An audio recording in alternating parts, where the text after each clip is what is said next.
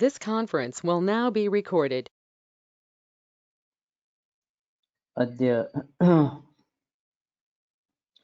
गुरुवासरः अथवा बृहस्पतिवासरः आषाढ शुद्ध अष्टमी दिनांक 7 जुलै 2022 रसरत्न समुच्चय।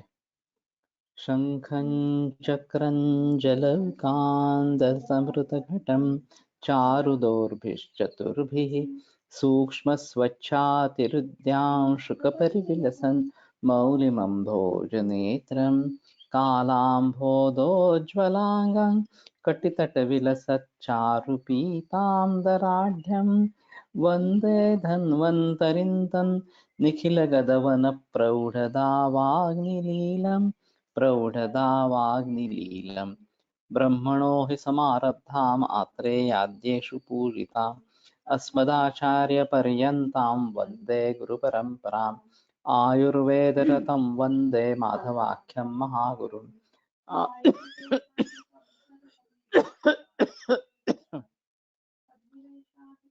नैने आयुर्वेदामृतं सर्वं शिष्येभ्यो यः प्रदत्तवान् द्रष्टाज्ञानी दृष्टकर्मा कृतकर्मा तथैव च अध्यापकोऽभिषक्श्रेष्ठो महान् संशोधकस्तथा गुणैरेतैः समुदितैः यत्कार्यं प्रतनोति सः समृद्ध्यर्थं हि कार्यस्य वयं नु प्रयतामहे सरस्वत्यै नमो यस्याः प्रसादात् पुण्यकर्मभिः बुद्धिदर्पणसङ्क्रान्तं जगदध्यक्षमीक्षते आत्रेयं प्रथमं वन्दे आयुर्वेदजगद्गुरु आयुर्वेदामृतं सर्वं गृहीत्वा हि सुरेश्वरात् अग्निवेशादिकेभ्यो यत्प्रेच्छत् मुनिसत्तमः प्रथमं तन्त्रकर्तारम् अग्निवेशं नमाम्यहम्।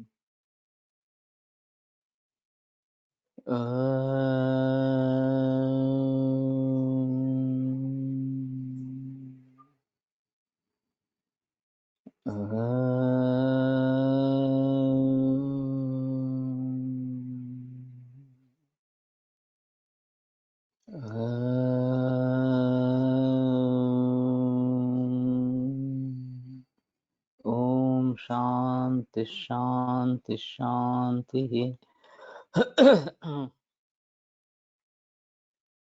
रसतालशिलागन्धं दिनं सञ्चूर्णकाञ्चिकैः लिप्त्वा वस्त्रे कृतावर्तिं तैलाक्तां ज्वालयेत् पुनः तद्भूतं मङ्गले तैलम् अथ पात्रे धृते सति तत्तैललेपितं पत्रं नागकवल्याश्च भक्षयेत्।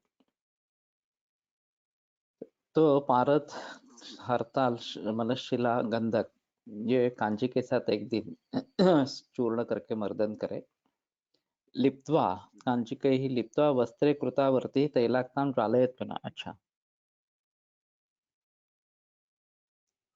तो वस्त्र से वर्ती करके तैलाक्त इस प्रकार की वर्ती को ज्वालयेत् पुनः उसको जला दे। तद्भूतं संग्रहे तैलम अथ पात्रे धृते सति, तो उसमें से जो तैल निकलेगा वो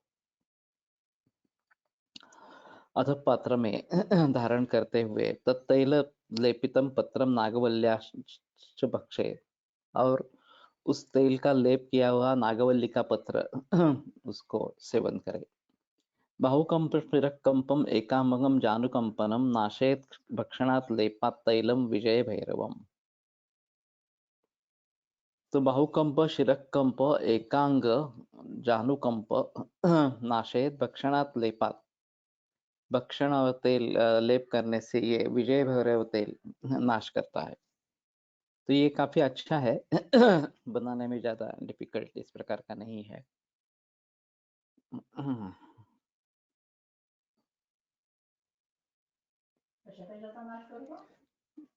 कंप सगळे बाहुकंप शिरकंप एकांग जानुकंप और भक्षण और लेप दोनों तरीके से बताया गया है। तो ये करेंगे विजय भैरव तैल। हाँ मी नाही मंगेशच करत होते काय। हा खूण करायला तर इथे काही नाही आहे कारण पुस्तक नाही आणलेलं आता इथे। एकविंशोऽध्याय अथ स्वच्छंद भैरव रसः तीक्ष्णायस्कान्त गोदन्त माक्षिकैर्मर्दितो रसः समांशगन्धक पक्वो हाण्डिका यन्त्रमध्यगः व्यवसाग्निमन्थ सुरसा कंदशृङ्गभया विषैः समैः समं त्रयं मुण्डी निर्गुण्डी रसपिण्डितः सेवितः शमयद्वातात् वातान् नाम्ना स्वच्छन्दभैरवः विशेषात् वातरक्तञ्च द्विवल्लञ्चार्द्रकैर्ददेत्। तो तीक्ष्ण अयस्कांत इसका 10वां गोदंत माक्षिक इससे मर्दित इस प्रकार का पारद और समांश गंधक पकवा तो उसमें समांश गंधक इस प्रकार का हंडिका यंत्र मध्य कहा हंडिका यंत्र में उसको पाचन करे इस प्रकार से योषाग्निमंथ सुरसा कंद श्रृंग भया विषय समय समम त्रिहम मुंडी नरगुंडी रसपिंडितः।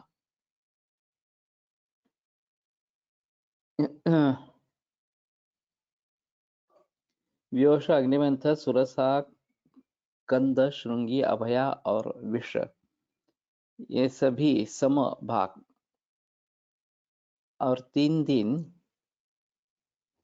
मुंडी निर्गुंडी रस पिंडिता मुंडी और निर्गुंडी के रस से पिंडित तो ये सब उसमें मिलाने हैं। एक बार टीका देखते हैं। अयस्कांतः चुंबक इति प्रसिद्धः लोहाकर्षक प्रस्तर विशेषः तीक्ष्णायाः तीक्ष्णलोहा कान्तं लोहमिति वा गोदंत समनामना ख्याता विष विशेष रसपारदात तीक्ष्णादीनां गन्धकान्तानां सर्वेषां तुल्यता हंडिका यंत्र अव्यगम स्थालीयंत्र मध्यग स्थालीयंत्र मध्यगम तल्लक्षणसु स्थाल्या ताम्रादि इत्यादना 9वाध्याये प्रोक्तम। सुरसा निर्गुंडी कंद सूरणम सुरस का मतलब निर्गुंडी है। कंद इत्यत्र टंक इति पाठांतरम श्रृंगी कर्कट श्रृंगी समसह तीक्ष्णादि गंधकांतं सर्वं तुल्यभागं खल्ले संवर्ध्य स्थालीयंत्रे पचेत् तत् व्यवसादीनां प्रत्येकं चूर्णम् एकैक भाग समं दत्वा मुंडी निर्गुंडी रसाभ्यां त्र्यहं संवर्ध्य पिण्डितं कुर्यात् अथवा तीक्ष्णादिकं विशान्तं सर्वैः समांशं हंडिकायन्त्रे त्रिदिनं पक्त्वा अनन्तरं मुंडी निर्गुंडी रसाभ्यां वर्धयित्वा वटिं कुर्यात् इति। तो दोनों तरीके से अर्थ किया गया है कि इन सभी के साथ ये पाचन करे पहले हंडी यंत्र में इस प्रकार से और फिर ये सब मिला के निर्गुंडी और इसकी भावना 3 दिन दे दे या फिर 3 दिन पाचन करके मुंडी निर्गुंडी रसाभ्याम वर्धयित्वा वटिं कुर्यात् ये सभी के साथ पाचन करके निर्गुंडी और मुंडी इसके साथ वट्टी करे इस प्रकार से।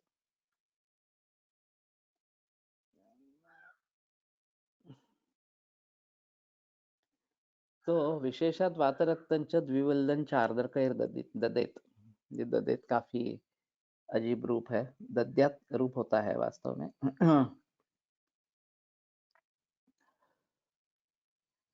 तो विशेषता वातरक्त के लिए अच्छा है और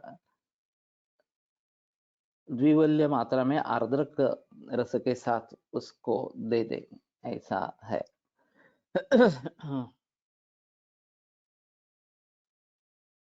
तो बनाने में ज्यादा डिफिकल्ट नहीं है।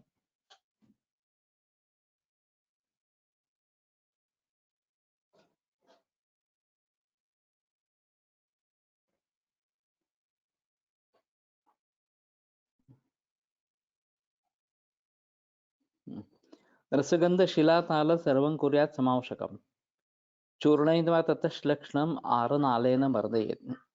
तो रस पारद गंधक शिला मनशिला और ताल हरताल ये समावश्यक सब हम चूर्ण कृत्वा श्लक्ष्ण होने पर आरनालेन मर्दयेत् अर्नाल कांची से मर्दन करे। लेपयिता तो कल्केन सूक्ष्म वस्त्रम ततः परम। तो इसके कल्क से सूक्ष्म वस्त्र को लेप करे। तैलाक्तांकारे वर्तिम ऊर्ध्वभागे प्रदीपयेत्, और फिर तैलाक्त करके ऊपर से जला दे। वर्त्यतः स्थापिते पात्रे तैलम पतति शोभनम, वर्ती के नीचे जो पात्र रखा जाए उस पे ये तैल शोभन इस प्रकार का गिरता है। लेपे तेन गात्राणि भक्षे धातुरस्तथा, तो उससे गात्र का लेपन करे और उसका भक्षण भी करे। ये शायद कंपवात के लिए ही होगा, ऐसा लगता है अभी तो। नाशेत सूत तैलन तत् वातरोगान अनेकधा। हाँ, ये सूत तैल है, वातरोग अनेक प्रकार के जो है उनको नाश करता है। बाहुकंपम शिरकंपम जंघा कंपम ततः परम, एकांगंच तथा वातम हंति रोगान अनेकधा, रोग शांति सदा देयम तैलम विजय भैरवम। फिर से विजय भैरव तैल ही है। तो मुझे लगता है कि पार्किंसनिज्म के लिए ये कोई तेल विजय भैरव तेल ट्राई नहीं किया गया है शायद। तो कंप इस लक्षण से इन सभी का बाह्य और आभ्यंतर इस प्रकार का प्रयोग कर सकते हैं तो ज्यादा अच्छा इस प्रकार का रहेगा, और शायद थोड़ी अच्छी सफलता मिलेगी। सूतहाटक वज्रार्क कांत भस्म समाक्षिकम, तालम नीलांजनम तुत्थम अब्धिपेनम समांशकम, पंचानां लवणानां तु भागैकैकं विमर्दयेत्, वज्रक्षीरैर्दिनैकन्तु रुद्ध्वा तं भूधरे पचेत्, माशैकञ्चार्द्रकद्रावैर्लेहयेत् वडवानलम्, पिप्पलीमूलजं क्वाथं स पिप्पल्यनुपायेत्, धनुर्वातं दंडवातं श्रृंखलावातकंपनु। श्रृंखलावात तो ये वड़वानल रस है, द्वितीय वड़वानल यहाँ पे कहा गया है।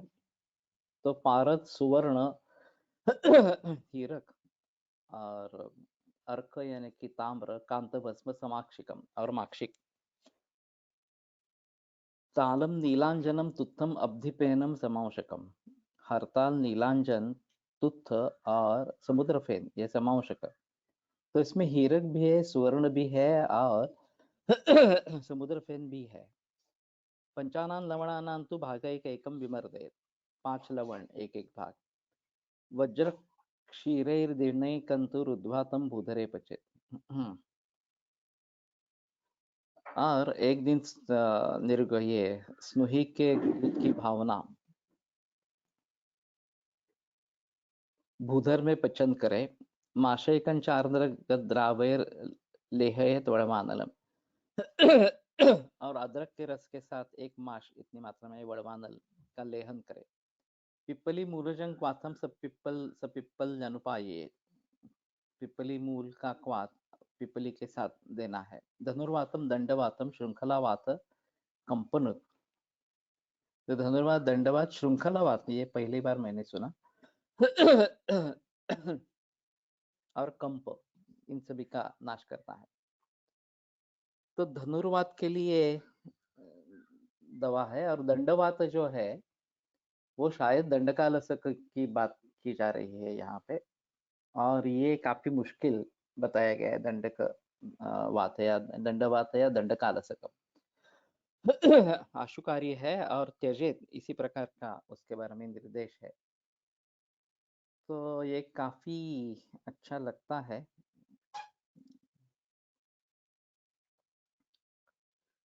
तो बना सकते हैं वड़वानल। मंगेश तुम हो क्या?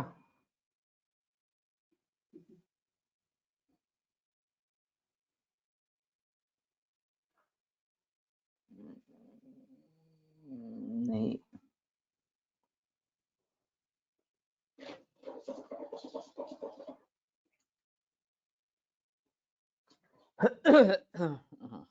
तो विजय तैल और ये वड़वानल रस, द्वितीय वड़वानल रस, ये ध्यान में रखने चाहिए। अथ द्वितीय स्वच्छंद भैरव, शुद्धम सूतम मृतम लोहम ताप्य गंधक तालकम अग्निमंथ निर्गुंडी त्रिषणं टंकणं विषम तुल्यांशं मर्दयत् खल्ले दिनं निर्गुंडिका रसैः मुण्डीद्रावैर्दिनैकन्तु द्विकुञ्जं वटकीकृतं भक्षेत् सर्ववातारतो नाम्ना स्वच्छंद भैरवः। ये तो काफी आसान है बनाने के लिए। तो शुद्ध पारद मृतलोह ताप्य गंधक स्वर्णमाक्षी गंधक और हरताल पथ्या अग्निमंथ निर्गुंडी त्रिषण टंकण और बचनाक ये सब तुल्यांश लेकर एक मलखल में मर्दन करे निर्गुंडिका रस से और फिर मुंडी द्रावे दिने कंतु और मुंडी द्राव से ये गोरख मुंडी बार बार आ रही है जो ज्यादातर मेध्य के कैटेगरी में आती है। तापसानांश तापसानाम वृक्षा अगस्त्य का नाम है, लेकिन इसके आधिदैविक एस्पेक्ट थोड़े ज्यादा इस प्रकार का है।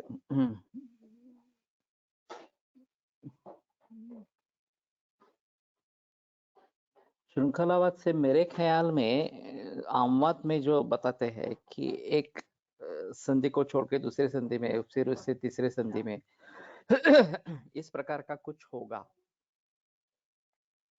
कि श्रृंखला जैसी बन जाती है और विभिन्न विभिन्न इस प्रकार के जोड़ों में दर्द होता रहता है। तो ये शायद श्रृंखलावाद होगा। इसमें अगर कुछ किया है क्या देखते हैं।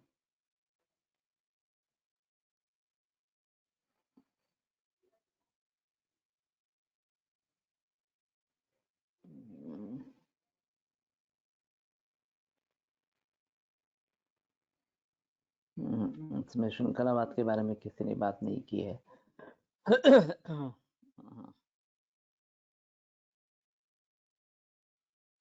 द्विगुंजम वटकीकृतं भक्षेत सर्ववातार्थो नामना स्वच्छंद भैरवः। तो सर्ववातों के लिए, वातों के अर्थी के लिए और स्वच्छंद भैरव इस प्रकार का बताया गया है। रासनामृता देवदारो शुंठी वातारी तुल्यकम गुग्गुलम सर्व तुल्यांशम कुट्टयेत् घृतवासितम कर्षांशम भक्षयेत् चानु ख्यात षष्ठांग गुग्गुलुः। ये षष्ठांग या षडंग गुगुल, षडंग गुगुल का एक पाठ नेत्र रोग के लिए भी आता है, मैंने प्रयोग किया है। उसमें त्रिफला है मुख्य और यह अलग ही है थोड़ा। रासना अमृता देवदारू शुंठी वातारी, रासना अमृता देवदार शुंठी वातारी और गुगुलू, हाँ ये छठा है। तो वातारी का मतलब एरंड होगा।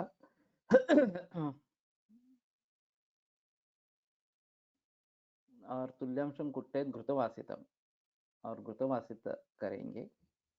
कर्षांशम भक्षये चानु ख्यात षडांग गुगुलुः, षष्ठांग गुगुलुः। ये आसान है बनाने में। तो शायद इसके बारे में थोड़ा सोच सकते हैं। षडंग गुगुलु या षष्ठांग गुगुलु। धूमसाराम वराम यष्टिम टंकणम पत्रकम विषम तुल्यम मुंजाद्वयम खादेत आमवात प्रशांतये। धूमसार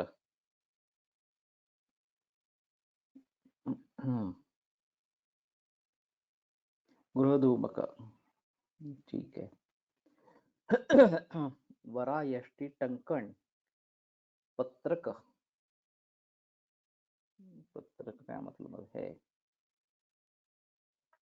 किया नहीं है। और विष ये सिंपल है। आमवात प्रशांति के लिए। एरंड तैलं त्रिफलां गोमूत्रं चित्रकं विषं सर्पिषा सहितं पक्त्वा सर्वांगं तेन मर्दयेत् त्वग्वातघ्नः महाश्रेष्ठः। यमकम एरंडे तैल त्रिफला गोमूत्र चित्रक विष और सर्पिश। तो एरंडे तेल और सर्पिस का ये यमक स्नेह बन जाता है। त्रिफला गोमूत्र चित्रक और विष।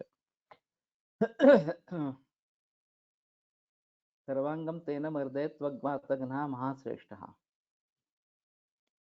तो त्वग्वातघ्न महाश्रेष्ठ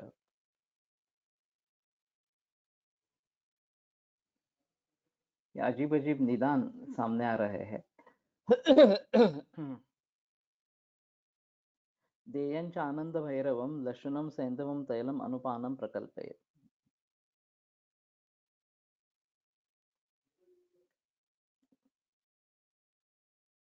तो आनंद भैरव देना है। लशुनम सैंधवम तैलम अनुपानम प्रकल्पयेत्। लशुन सैंधव और तैल अनुपान के रूप में देना है। तो आनंद भैरव एरण्डतैल सर्पिष्व मिलित्वा प्रस्थ गोमूत्र चतुर्गुण त्रिफला चित्रक विषाणां कल्कः स्नेहपादिकः अथवा एरण्डतैलमपि कल्क विधया ग्राह्यं घृतस्यैव प्राधान्येन ग्रहणात् एवञ्च सर्पिषः प्रस्थः गोमूत्रं चतुर्गुणम् एरण्डतैल त्रिफला चित्रक विषाणां कल्कं स्नेह चतुर्थांशम् त्वग्वातग्नं रसगत वातव्याधि विनाशनम् रसगत उपधातुरूपा त्वक् त्वचः प्राप्तस्य वायोः नाशनम् इति वा।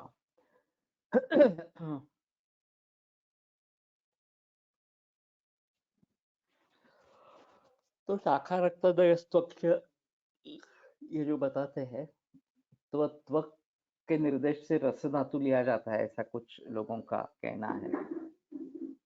गृहधूम कसा घ्यावा ये मिलता है।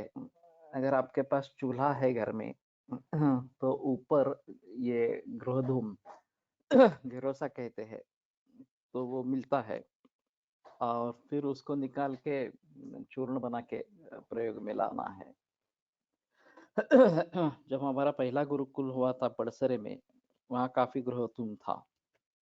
अब कोकण जहाँ मैं आया हूँ वहाँ भी चूल्हा है, तो वहाँ भी इस प्रकार सा घेरोसा बनता होगा। एक बार देखना चाहिए इस प्रकार से। तो त्वकवात ये अलग बात की गई है। आनंद भैरव के बारे में उन्होंने कुछ बताया नहीं।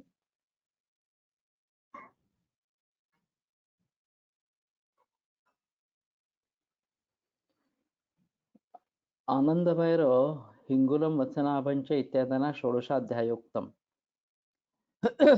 लशुनमिति लशुनादित्रयम् आनन्दभैरव सेवनानन्तरम् अनुपानं कुर्यात्।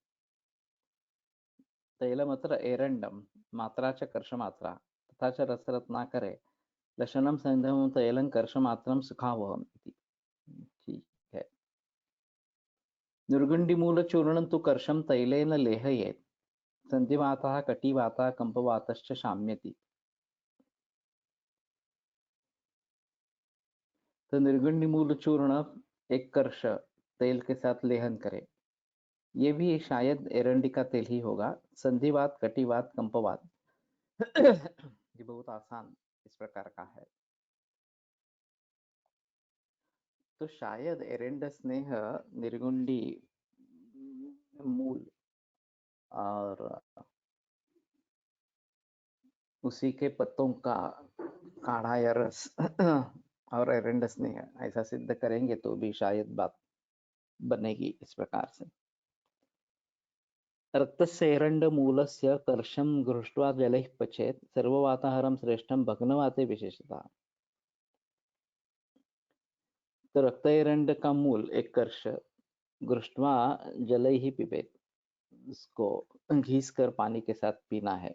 ये सर्ववाताहार श्रेष्ठ और भग्नवात के लिए विशेषतः कार्य कर इस प्रकार का है। दिए के ऊपर प्लेट रखकर जो काजड़ी आ जाती उस क्या उससे भी गृहधूम जैसा यूज कर सकेंगे क्या? ये इस प्रकार से अंजन बनाते हैं। कर्पूर इस प्रकार से जला के उसकी जो कज्जली बन जाती है वो अंजन के रूप में घी के साथ उसका प्रयोग किया जाता है। हाँ, बाळन चोपा कशात अग्नीमध्ये नाही तर दिवावरती हे करतात ना हा नंतर घालायचा बाळन चोपा का जाळताना बाळन चोपा जो है तो उसको भी इस प्रकार से जला के उसकी जो कज्जली है बनती है वो अंजन के रूप में प्रयोग में लाई जा सकती है, ऐसा है। तो ये देखना पड़ेगा।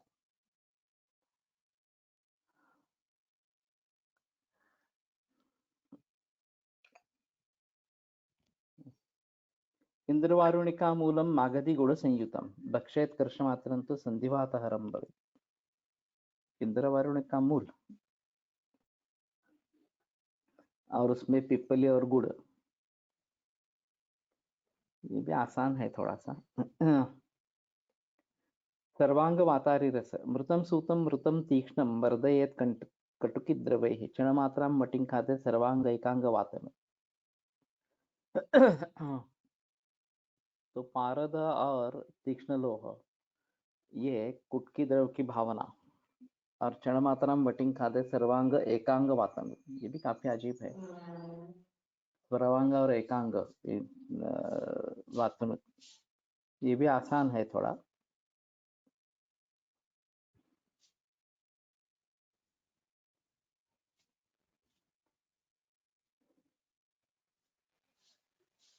त्र्यंबकेश्वर रस सूतकस्य फलं पंच फलैकं ताम्रचूर्णकं जम्बीराणां द्रवैः पिष्टं सुततुल्यञ्च गन्धकं नागवल्लीदले पिष्टं ताम्रपिष्टं प्रकल्पयेत्।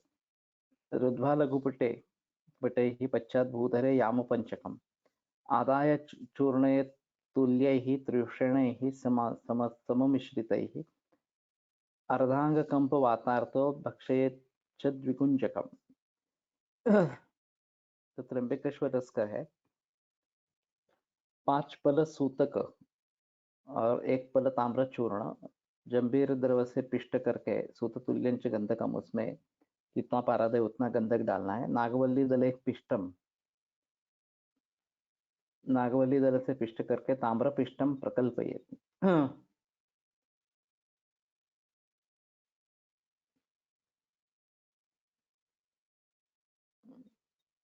ये क्या बता रहे हैं? ताम्र पत्रम अगर होता तो, लेकिन ताम्र चूर्ण का बताया गया है।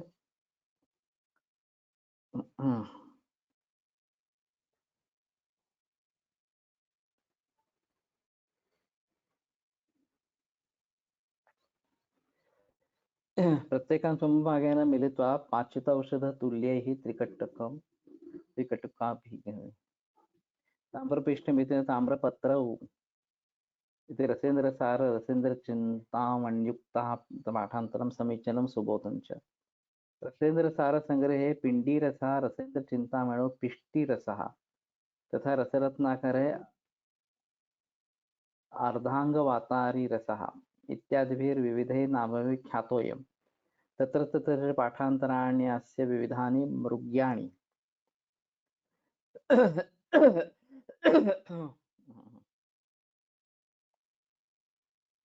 ताम्रपिण्डं सूतगन्धकाभ्यां पिष्टं ताम्रम् इत्यतः तुल्यैः त्रिषणैः सममिश्रितैः प्रत्येकं समभागेन मिलिता पाचितौषधतुल्यैः त्रिकटुभिः इत्यर्थः।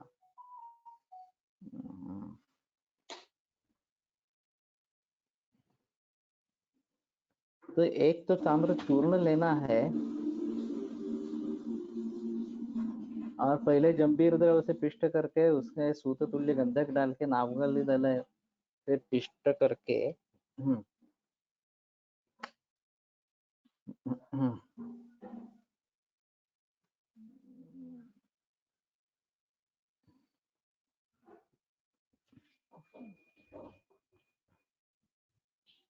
लघुपुट देना है याम पंचक, और वो चूर्ण लेकर उसमें तुल्य त्रिकट चूर्ण देना है। अर्धांग कंप वातार्थ, तो ताम्र दूसरा जो है ताम्र पिष्ट, उसमें ताम्र पत्र कल्पये, ताम्र पत्र को उनका लेप देना है और फिर लघुपुट देना है, ज्यादा अच्छा बेहतर पाठ है। तो फिर लघुपुट देके फिर उसमें त्रिकटु मिला के करेंगे। तो त्र्यंबकेश्वर रस अर्धांग कंप वातार्थो भक्षयेच्च द्विगुंजकम, तो अर्धांग के लिए भी है ये। बनाने में ज्यादा डिफिकल्ट नहीं है और कंपोवात के लिए, तो ये बेहतर ऑप्शन है। मंगेश तुम हो क्या फिर से?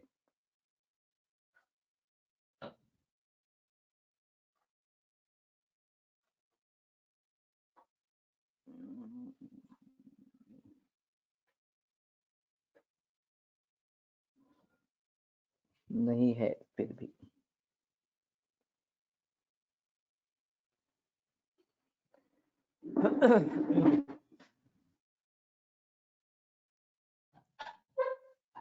त्र्यंबकेश्वर से भी अच्छा है।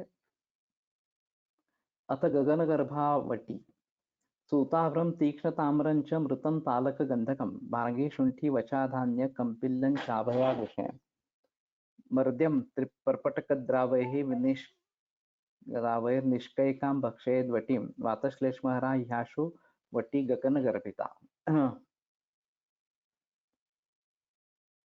तो सूत अभ्रक तीक्ष्ण लोह ताम्र और हरताल गंधक भार्गी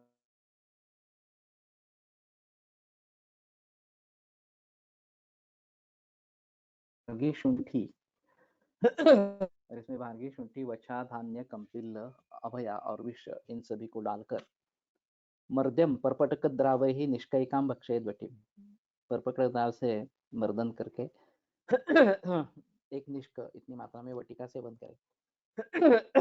वातश्लेष्महरा ह्याशु वटी गगन गर्भिता, जो गगन गर्भित इस प्रकार की वटी है, वातश्लेष्महरा है। मृतं सूतं मृतं लोहं गंधकं तालमाक्षिकं पथ्याभृंगी विषम व्योषम अग्निमंथन च टंकणम।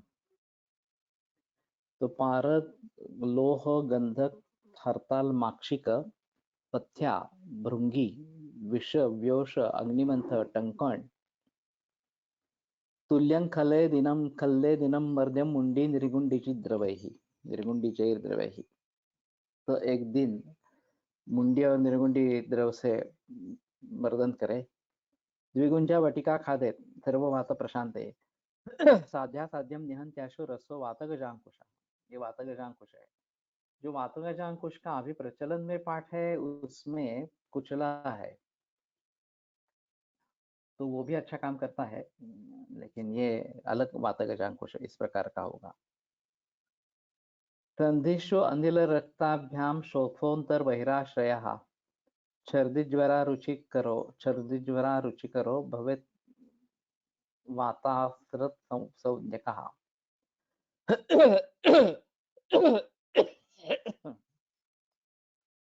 तो वातरक्त का लक्षण संधिशो अंधिल रक्ताभ्याम, वात रक्त इनके जरिए संधि स्थाने शोफा अंतर बहिराश्रय, अंतर प्रकार का शोफ हो जाता है और सर्दी ज्वर अरुचि ये निर्माण होते हैं, उसको वातरक्त कहते हैं अथवा वातरक्त चिकित्सा। त्रिनेत्राख्यः रसः खादेत् वातशोणित पीडितः वातासृजित छगल वातासृजित शूलगज केशरी उदय भास्करः पूर्वोक्ता प्रपटी योज्या सर्वेषु आवरणेषु च सर्वरोगहिता चैव नाम्ना सर्वेश्वरी शुभा।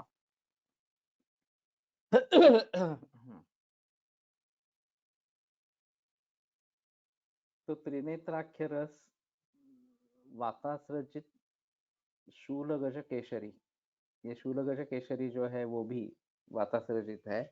उदय भास्कर पूर्वोक्त परपटी और सभी आवरणों में सर्वरोगहिता चैव नामना सर्वेश्वरी शुभा, तो सर्वेश्वरी वटी शुभ है।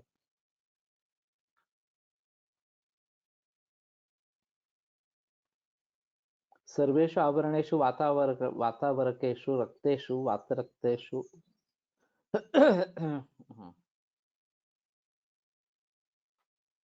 विद्युद्युक्ता सर्वेश्वरी नामना प्रसिद्धा परपटी सर्वेश्वर परपटी इत्यर्थः। तो सर्वेश्वर परपटी करके पीछे आके गई है, उसका प्रयोग करना है। अतः पित्तरोग चिकित्सा, तो बात का समाप्त हो गया। एलायाश्च तुला ग्राह्या जलद्रोणे विपाचेत अष्टभागावशिष्टं तु शर्करार्धतुलां क्षिपेत्। सिर्फ चंद्रावलेह, सिर्फ एला उसको जल में पाचन करके अष्टमावशेष रहने पर शर्करार्धतुला उसमें डाले। शतावर्या विदार्याश्च गोक्षीरं चातकं पृथक् स्नेहवत् साधिते तस्मिन् द्राक्षा मधुक पिप्पलीः त्रिजातकञ्च खर्जूरं चन्दनद्वय सारिवा मुस्ता पद्मक ह्रीबेर धात्री चोत्पल चोरकम् एतेषां फलमादाय क्षिपेत् क्षीर्याश्चतुष्फलं शौद्रप्रस्थेन संयुक्तं लेहेत् प्रातरुत्थितः। पित्तोन्मादविकारेषु शिरोभ्रमण मूर्छिते हस्तपादाङ्गदाहे च पित्तरक्तोत्तरावृतौ चर्दिकासक्षये पांडव चंद्रवत् चंद्रभाषितम। तो ये पहले काढ़ा बनाना है सिर्फ एला का और फिर शर्करा डालनी है और शतावरी विदारी गोक्षीर या अड़क पृथक पृथक डालना है।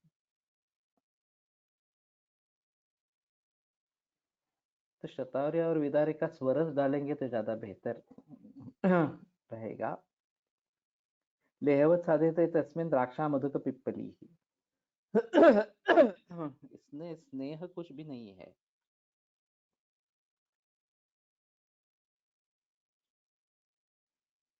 इसका लेह बनाना है।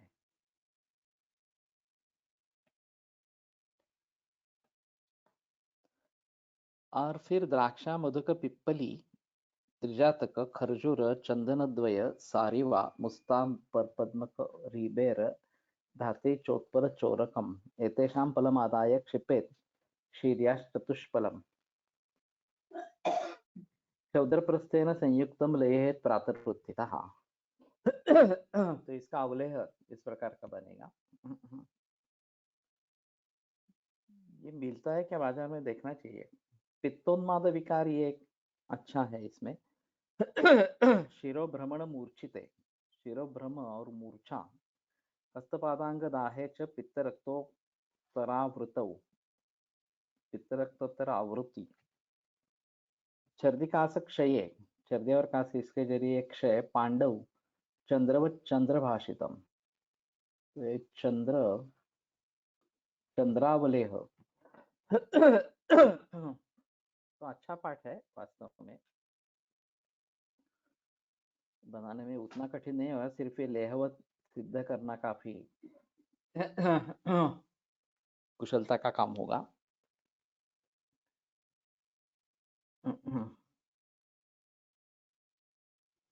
वंशलोचन शीता है कि उष्ण? वंशलोचन शीत ही होना चाहिए, मुझे नहीं लगता उष्ण है इस प्रकार से। और वंशलोचन नाम से क्या मिलता है, ये एक अजीब चीज है। तो कंट्रोवर्शियल। पंखा लाओ परत।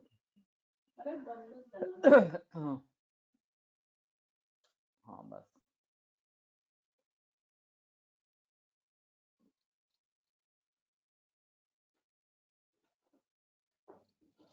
तो तुगा क्षीरी, क्षीरी कही गई है यहाँ पे चतुष्फल।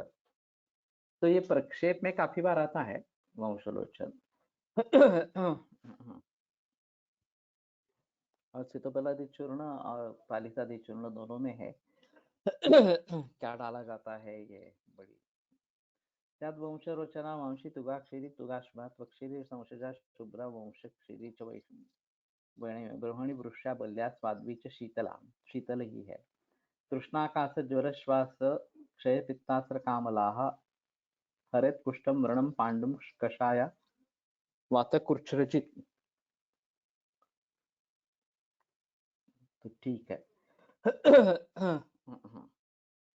तो ये तुगाक्षीरी और पित्तोन्माद विकार, विशेषतः उन्माद के जो मरीज अभी मिलते हैं उसमें पित्तोन्माद या वातोन्माद ये ज्यादा रहते हैं। पित्तोन्माद काफी ज्यादा रहते हैं और वो काफी डिफिकल्ट होते हैं क्योंकि ये क्रोधिष्ठ हो जाते हैं और फिर किसी को भी मारते हैं, कुछ भी करते हैं इस प्रकार से। तो इनको कंट्रोल करने के लिए मधुर स्निग्ध शीत इसी प्रकार के द्रव्यों का प्रयोग होना चाहिए। तो ये अवलेह चंद्रावलेह उस प्रकार का है। तो शायद ये बात बनेगी कि अगर इसको बना के प्रयोग में लाएंगे तो पित्तोन्माद के हिसाब से अच्छा है। और शिरोभ्रमण और मूर्छा वंश उष्ण है। ओके। इन वंशरोचना जो बताई जाती है, वंशलोचन, ये शीत इस प्रकार का है। वंश सरो हिम स्वादु, यहाँ पर हिम हिम लिखा है। कषायः बस्तिशोधनः छेदना कफ पित्तघ्नः कुष्ठास्त्र व्रणशोथजित्। कषाय कफकृत स्वादुर्विदा ही वातपित्तलः तद्यवास्तु सरा रूक्षा कषाया कटुपाकिना वातपित्तकरा उष्णा बद्धमूत्रा कपापः। ये उसके यव जो है वेणु यव, उसके गुणधर्म उष्ण है, लेकिन वंश शीत ही बताया गया है ऊपर। तो यव उष्ण, यव इज उष्ण इस प्रकार से। और वेणु यव नाम से मिलते हैं नहीं मिलते ये तो पता नहीं है। तो मुझे लगता है कि चंद्रावलेह अगर मिलता नहीं है तो बनाना उचित रहेगा। अथ ऐलेय सर्पिः, ऐलेयकस्य स्वरसे घृतं क्षीरं समं पचेत्। चन्दनं मदकं द्राक्षां मधुकंश सितातुगा। ऐलेयकमिदं सर्पि सर्वपित्तविकारचित् वातपित्तविकारघ्नं शिरोभ्रमणकंपनम्। इसमें भी शिरोभ्रमण और कंप है। बांबू बीज मिळतात,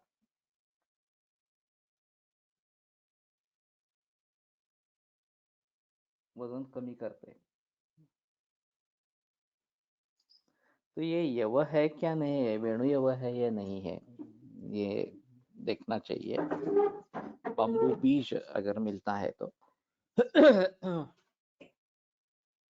लेकिन इन सभी के बारे में बाजार में क्या उपलब्ध है थोड़ा देखना पड़ेगा। जमदग्नी सर वापरतात। ओके।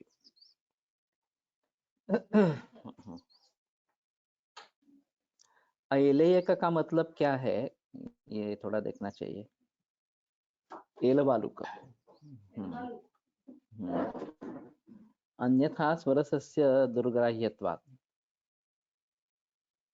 स्वरसभावे तु कुडं चूर्णितं द्रव्यं प्रक्षिप्तं द्विगुणे जले अहोरात्रं स्थितं तस्मात् भवेत् वारस उत्तमः। इति उक्तलक्षणकः शुष्कद्रव्यमादाय स्वरसानाम् असम्भवे वारिणि अष्टगुणे साध्यं ग्राह्यं पादावशेषतम् इति उक्तलक्षणको वा स्वरसानुकल्पः कार्यः। मधुक मधुद्रुम सीताशर्करा। तो एलवालुक है ये।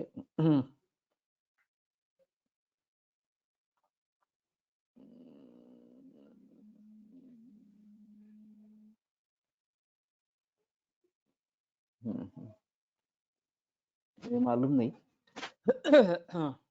कितने आसानी से एलवालुक मिलता है इस प्रकार से। एले सर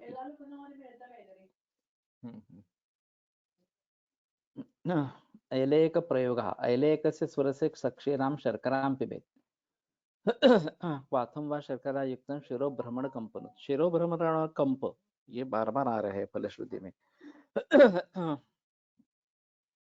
तो थोड़ा सा देखना चाहिए। एलवालुक साउथ मध्ये बांबू बीच से पाकिट मिळतात, पौष्टिक म्हणून विकले जातात। ओके। किस नाम से मिलते हैं? एलवालुक शुक्र शोधन महाकषायत आहे। बराबर है। लेकिन एलवालुक नाम से द्रव्य कोई मिलता है क्या बाजार में? वो क्या मिलता है, किसी को पता है?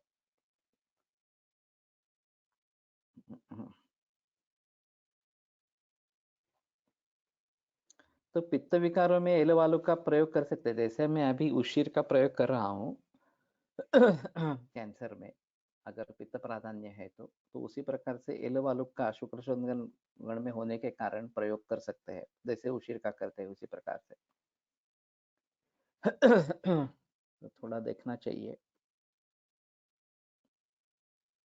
ऐलयकस्य स्वरसम आडकंतु भिषग्वरः कुमार्या स्वरसम शुद्धम चतुष्प्रस्थन्तु कारयेत् आमलक्या शतावर्या रसं प्रस्थद्वयं पृथक् तैलाडकसमायुक्तं क्षीरद्रोणविमिश्रितं चोचं मलयजं वारी सरलं कुमुदोत्पलं द्वे मेदे मधुकं द्राक्षातुगा क्षीरी मधुलिका काकोली क्षीर काकोली जीवकर्षभकौ उभौ मृगनाभ्यजगन्धा च शशाङ्कश्च पृथक् पृथक् एतेषाञ्चार्धफलकं श्लक्ष्णं चूर्णं विनिक्षिपेत् एतत् सर्वं समालोड्य मन्दं मन्दाग्निना पचेत् मुहूर्ते शुभनक्षत्रे नववस्त्रेण पीडयेत् शिरोनेत्रविकारेषु नस्यवत् कर्णयोजित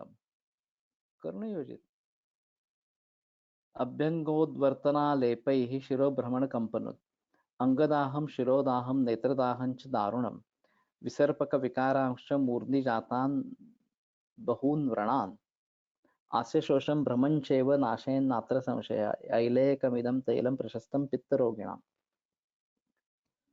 तो ऐलेयक के बारे में देखना ही पड़ेगा। तो इसका स्वरस है एक आढ़क कुमारी स्वरस शुद्धम चतुष्प्रस्थन्तु कारयेत् आमलक्की शतावरी रस प्रस्थद्वय तैलाड़क समायुक्तम क्षीरद्रोणी विमिश्रितम तैलाड़क और क्षीरद्रोण चोचम काला बोल नहीं है। काला बोल तो कुमारी का बनता है और वो काफी उष्ण इस प्रकार का है। तो एलवालु का मतलब क्या है, बाजार में क्या मिलता है? कुठल्या तरी ना असला ते एलवालू त्यामुळे मला माहिती आहे एलवालू कुठे आसवात आले ओके तो देखना चाहिए एलवालु के नाम से क्या मिलता है। प्रूनुस सिरायसस एलवालुक aromatic herb Himalayan वनस्पति not found elsewhere in India। Hindi भाषांतर विलायची म्हटले आहे, लेकिन विलायची तो नहीं है, अलग है। हाँ एलुआ तो हिमालयन है और एरोमेटिक है, ये दो चीजें इसमें हम इस प्रकार की रहेगी। वाळू का ऐसा एक फल आता धूप काले में बाजार में। ये वाळू का काकड़ी भी होती है, सिर्फ वालू का नहीं, एल वालू का ही होना चाहिए। और मुझे विलायची भी नहीं लगती, विलायची ले सकते हैं क्योंकि विलायची का अलग प्रयोग आया है इस प्रकार से। और इसमें सभी अष्टवर्ग है। द्वे मधु के मधुकम द्राक्षा तुगाक्षरी मधुलिका काकोली क्षीर काकोली जीवकर्ष भकौ बहु मृगनाभि अजगंधा च शशांकश्च पृथक पृथक। मृगनाभि काफी अजीब है, ये उष्णवीर्य है काफी।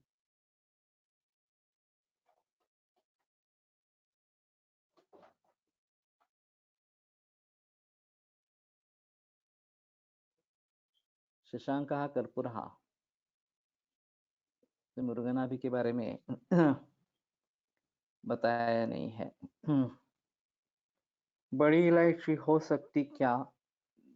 भिंडी इलायची भी कहते उसे, मालूम नहीं। लेकिन सूक्ष्म और बृहद इस प्रकार से बड़ी इलायची और छोटी इलायची के बारे में बात होती है। ये मुझे नहीं लगता कि इलायची होगी इस प्रकार से। इसमें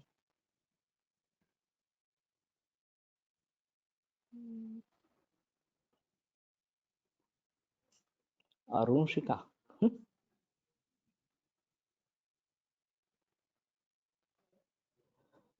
फलश्रुति काफी वाइड है। मुहूर्ते शुभ नक्षत्रे नववस्त्रेण पीड़येत् शिरोनेत्र विकारेषु नस्यवत् कर्णयोजितम्। अब जैसे नस्य करना है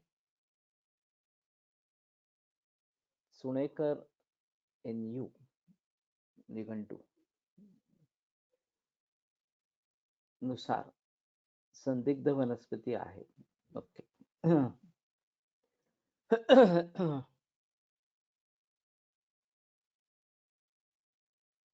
तो मालूम नहीं है एल वालू का नाम से कुछ मिलता है या नहीं मिलता है इस प्रकार से. शिरोनेत्र विकारेषु नस्यवत करणे योजितम. इसमें कान में डाले अभ्यंगोद्वर्तना लेपै ही शिरोभ्रमण कंपन, शिरोभ्रमण और कंप इन दोनों में काम करती है. अंगदाहम शिरोदाहम नेत्रदाहम च दारुणम. विसर्पक विकार कंकोल सदृश कृष्ण कुष्ठ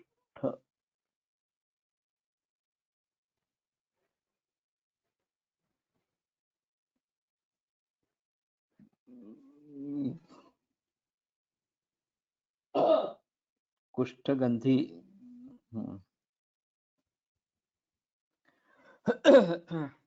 तो पता नहीं लग रहा एक्चुअली. मेरे मन में ये तो आया था कि अभी काफी कैंसर के मरीजों में केमोथेरेपी दी जाती है तो ब्रेन मेटास्टेसिस हो जाता है और फिर उसको रेडिएशन करते हैं और फिर ये तकलीफें काफी बढ़ जाती है. काटेरी काकड़ी म्हणजे एलवालुक.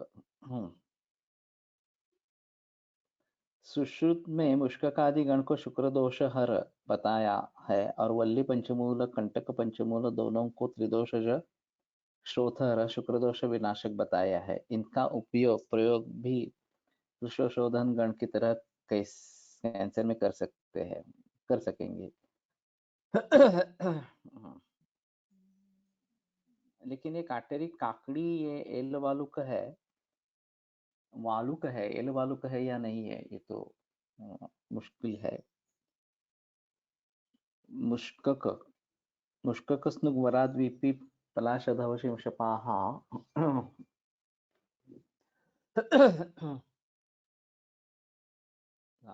अगला चरण याद नहीं आ रहा.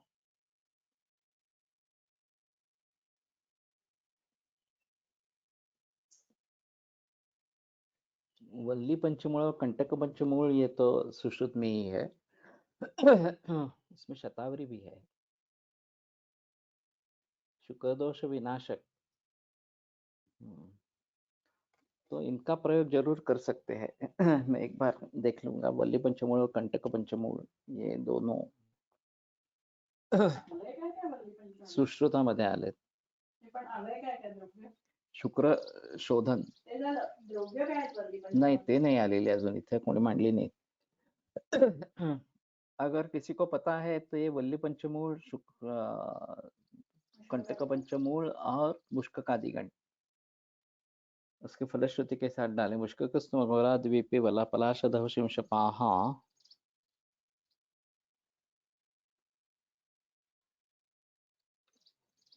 का अगला चरण. हाँ. गुरु में हाशमरी पांडूर मेदर्श कफ शुक्र जीत. शुक्र को जीतने वाला है. तो ये शुक्र शायद सवर्ण शुक्र अवर्ण शुक्र ये बात भी हो सकती है. मोखा ढाक धव चित्रक मदन कुड़ा शीशम धत्तु थुल्लर त्रिफला मुष्कक आदि. गुल्म मेह अश्मरी पांडु मेद अर्श कफ और शुक्र इस प्रकार के जो शुक्रजित आते हैं वो शुक्र का कम करने वाले ये भी बात हो सकती है. शुक्र शोधन होंगे ऐसा बताना मुश्किल होगा. लेकिन कंटक पंचमूल और वल्ली पंचमूल के बारे में जरूर सोच सकते हैं. वो अगर डालते हैं यहाँ पे तो अच्छा रहेगा. फिर उसके बारे में सोच सकते हैं थोड़ा सा. कंटक पंचमूल में शायद कंटकारी वगैरह है. गोक्षुर कंटकारी. विदारी सारेवा रजनी गुळुच्चोज शृंगी चति वल्ली संज्ञा. कर्मर्दि त्रिकंटक सैरियक शतावरी गृध्र नख्या इति कंटक संज्ञा. रक्तपित्तहरौ हेतौ शोफत्रये विनाशनौ सर्वमेह हरौ चैव शुक्र दोष विनाशनौ। ये तो शुक्र दोष विनाशन डायरेक्टली बताए गए हैं, तो इन सभी का कर सकते हैं। विदारी सारिवा रजनी गुरुची अजश्रृंगी,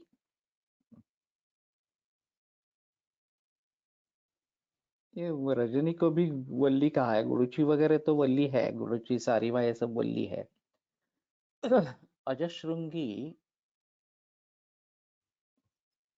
मेड़शिंगी नाम से आती है। करमर्द है, त्रिकंटक तो गोक्षुर है, मैंने जैसे कहा। सैरी एक ये तो सहचर है। शतावरी गृध्रनख्य, रजनी इथे मंजिष्ठा। ओके।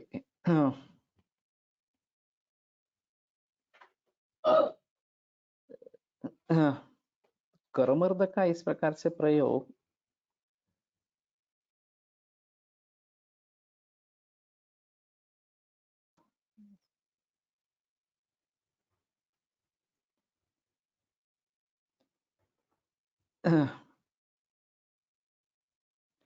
शोफत्रय विनाशन और मेहहर, काफी अजीब फलश्रुति है।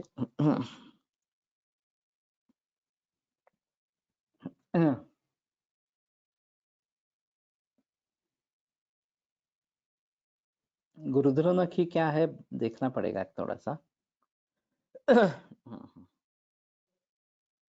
कारण मंजिष्ठा वल्ली आहे, हरिद्रा वल्ली स्वरूप नाही। ठीक है, लेकिन टीकाकर ने बताया क्या, रजनी का अर्थ हरिद्रा दिया है। हाँ, तो शोफत्रय विनाशन, शुक्रदोष विनाशन और सर्वमेहर, तो शायद सीकेडी में प्रयोग कर सकते हैं, वल्ली पंचमूल या कंटक पंचमूल या दोनों।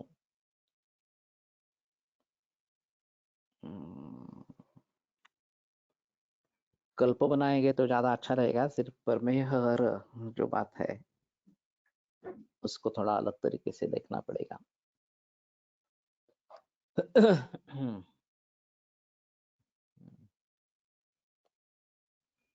क्योंकि शोफत्रय विनाशन है, शुक्र दोष नाशन है, बदरचा एक प्रकार आहे। इति प्रियव्रत शर्मा एंड आचार्य यादव जी। सेरिये का अर्थ पियावासा दिया है। लेकिन सहचर ये इसका कॉमन अर्थ है और वो कंटक युक्त है। तो ये आसानी से मिलनी चाहिए, सब सभी के मूल चाहिए, यही एक अहम है मुद्दा। तो शतावरी भी इसमें है, ये तो मुझे पता था। गोक्षुर भी है, और वैसे गोक्षुर का पंचांग प्रयोग में लाया जाता है।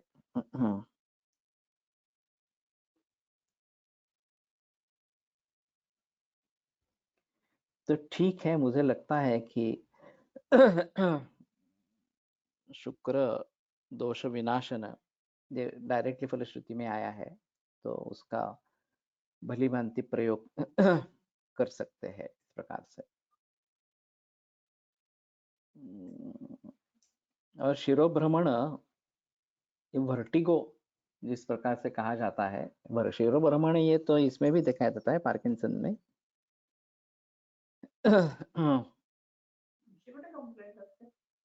असं हलतं, म्हणजे डोकं हलत राहतं अशा प्रकारे। तर ठीक आहे। नाही, ते याच्यामध्ये होतं, वर्टिगो मध्ये होतं, फिरल्यासारखं होतं, असं वर्टिगो मध्ये होतं। हे जरा विचार करायला लागेल। अथ एलेयक अमृतप्राश, एलेयकामृतप्राश। तो एलेयक काफी है, कल आगे बढ़ेंगे। आयुर्वेद प्रकांड निगदित इह हि शल्यतंत्र प्रधानः शिष्येभ्यः शाश्वतोऽयं निखिलजनकृपा व्याप्तचित्तेन येन आयुर्वेदस्य वाञ्छन् पुनरपि भुवने ताञ्च सुष्ठु प्रतिष्ठां श्रेष्ठं धन्वन्तरिं तं प्रणमति च सदा वैद्यवर्गो हि नूनम्। शुक्रजित का मतलब दोनों तरीके से होता है। शुक्र को कम करने वाला या सवर्ण शुक्र अवर्ण शुक्र, ये नेत्र विकार में बताया गया है, उसका नाश करने वाला। नववस्त्र स्पेसिफिक क्यों कहा है? कुछ फर्क पड़ता है नववस्त्र और यूज किए वस्त्र से? होता ही है। इसमें पहला जो द्रव है वो शोषित हो जाता है और फिर बाद का जो द्रव है वो उसको गीला करेगा, इस प्रकार से। तो दूसरे कोई संस्कार उसके ऊपर नहीं है, ये शायद नववस्त्र के बारे में बात होगी।